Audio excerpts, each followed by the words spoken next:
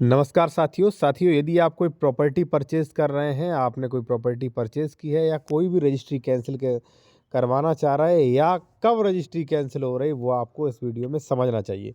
क्योंकि कई लोगों की दाखिल खारिज या रजिस्ट्रियाँ कैंसिल हो रही हैं या उनकी ज़मीन राज्य सरकार में निहित हो रही है। आप यहाँ पे देख सकते हैं कि इन प्रावधानों का उल्लंघन नहीं हुआ, इसके संबंध में शपथ पत्र दाखिल नहीं किया तो पत्रावली निरस्त कर दी है। ठीक है, इसी प्रकार से देख सकते हैं कि आप यहाँ पे एक सेक्शन का उल्लंघन हुआ और ज़मीन सीधा राज्य सरकार में लगाई गई। ठीक है, तो वही मैं आपको समझाने वाला हूँ जिसके आपका नुकसान होने से बच जा सके। ठीक है, और देखिए, अगर आप किसी मैटर में विशेषज्ञ द्वारा कंसल्टेशन करना चाह रहे हैं आप, या कोई भी अपनी ज़मीन के डॉक्यूमेंट्स वेरीफाई कराना चाह रहे हैं, भाई वो ज़मीन सही है कि नहीं, कोई केसेस पेंडिंग तो नहीं, भविष्य में कोई दिक्कत तो नहीं आएगी, तो आप चेक भी करा सकते हैं। कॉन्टैक्ट नंबर वीडियो के डिस्क्रिप्शन में मिल जाएगा। ठीक है, और देखिए, यदि आप जूनियर एडवोकेट हैं तो आप ये कोर्ट ड्राफ्टिंग नियम कोर्स ई बुक भी ले सकते हैं। ये हमारा व्हाट्सएप नंबर दिया, स्क्रीनशॉट ले लें। इसमें आपको कई चीज़ें मिल जाती है साथियों, जैसे दाखिल खारिज cancellation, stay application, registry cancellation, ठीक है, संशोधन, सीमांकन, जमीन बंटवारा, सूट फॉर डिक्लेरेशन, मकान का बंटवारा, वसीयत कैंसिलेशन, ठीक है, वसीयत प्रोबेट, यहाँ पे सारी चीज़ें आपको मिलेंगी। ठीक है, सबके बारे में नियम, ठीक है, उसके बाद आपको फॉर्मेट मिलेंगे कि कैसे आपको दावा करना है, क्या करना है। ठीक है, आते हैं सीधा अपने टॉपिक पर कि कितनी भी पुरानी रजिस्ट्री कैसे कैंसिल होगी, वो आप समझें। देखिए साथियों, अगर आपने नियमों का उल्लंघन किया तो ऐसी रजिस्ट्रियां प्रारंभ से ही शून्य रहती है। ठीक है, जिसका कोई मतलब नहीं, ठीक है, जो कभी भी कैंसिल हो सकती है। अब किन कंडीशन में, वो आप समझें। ठीक है, देखिए साथियों, यहाँ पे एक व्यक्ति का जैसे दाखिल खारिज हुआ है तो इनका ये कहते हुए दाखिल खारिज हुआ है कि भाई इन्होंने शपथ पत्र दिया, ठीक है, और यहाँ पे इन्होंने शपथ पत्र लगाया और राजस्व नियमावली 2016 के उपबंध उल्लंघन न होने का शपथ पत्र प्रस्तुत किया। उपरोक्त बाद में उत्तर प्रदेश राजस्व संहिता की धारा 89, 90, 91, 93, 94, 95, 96, 7, 98, 99 के उपबंधों का उल्लंघन नहीं हुआ। ध्यान रखना, किस शर्त के साथ आपका दाखिल खारिज उल्लंघन नहीं हुआ। ठीक है, क्षेत्रीय लेखपाल बयान अंकित कराएंगे। लेखपाल के बयान में कहा विकृत भूमि जो है सीलिंग वगैरह उसकी नहीं है। ठीक है, पत्रावली का अवलोकन किया और नामांतरण विधिक बाधा नहीं, तो उन्होंने दाखिल खारिज आदेश पारित कर दिया।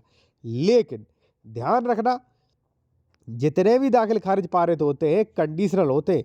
अगर फ्यूचर में इन किसी का भी सेक्शन का उल्लंघन पाया गया तो आपकी जो भी, मान लीजिए, रजिस्ट्री की कोई वैल्यू नहीं रहेगी, भाई वो तुरंत दाखिल खारिज कैंसिल कर देंगे, चलो हटो, फिर वैल्यू क्या रही, कोई वैल्यू नहीं रजिस्ट्री की।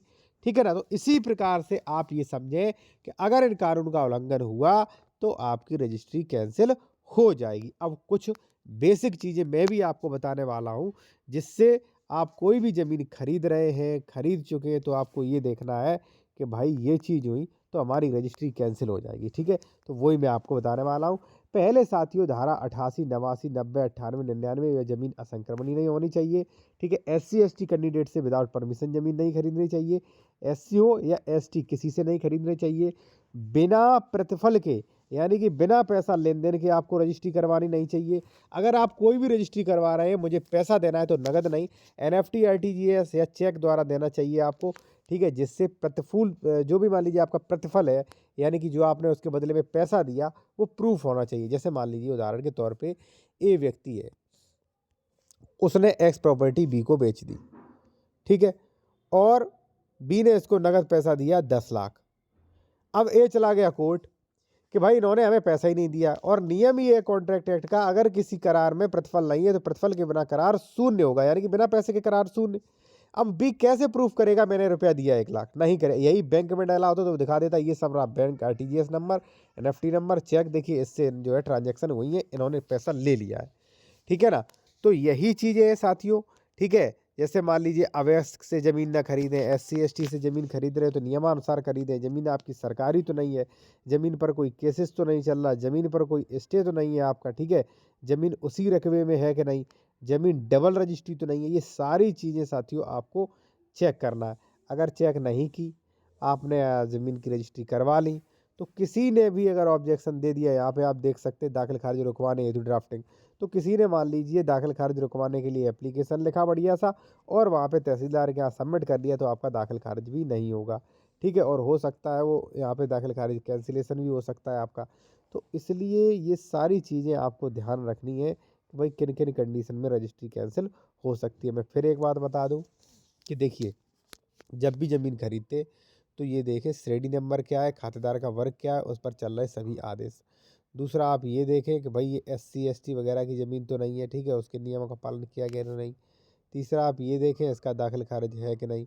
फोर्थ ये देखें और ये नाबालिग, अवयस्क है, पागल है, दबाव पूर्व रजिस्ट्री नहीं होनी चाहिए। सारी चीज़ें चेक करने के बाद ही आप प्रॉपर्टी परचेज़ करें साथियों, ठीक है। फिर भी आप कोई कंसल्टेशन करना चाह रहे हैं, कोई ज़मीन खरीदना चाह रहे हैं तो कॉन्टैक्ट नंबर वीडियो को डिस्क्रिप्शन में मिल जाएगा आपको।